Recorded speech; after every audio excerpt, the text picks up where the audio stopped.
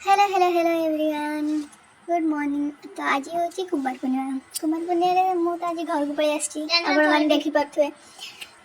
तो आज इच्छा है टे सकाल सकाल खावा को लंका लंका जेहेतु था आम घर से बनईदेली देखो लंका चप।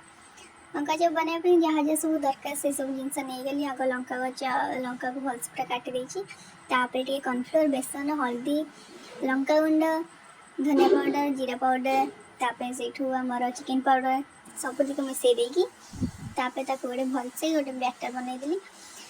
लुण भी ऐड करदे ऑब्वियसली स्वाद अनुसार ना लुण बिना किसी भी नुहे। तापर से आम ऐड कले वाटर ताको गोटे भल कंसिस्टेंसी करके देन आम छाणा आमर लंका चप। तो लंका चप बनइबे तेल नहीं जाइए गरम करने आगुरी घर थाए तो से गुण गुण देखा कि भी ना खाଇବା सोडा टी भूल जाती पकई लंका भी छाणीदेवी। लंका छाणला भर मत कहतु आपण मान कुमार पूर्णिमा केमती गला आपने कौन सब कले कमेंट निहाती जनइबे। तो लंका जब छाणला मुझे भाविली मो भाई की डाक खायापी बट से तो शोयार व्यस्त ताको से उठेली लंका आम रेडी आम ए दी भौणी मिसी खाइबू देखो केते मस्त लगुच।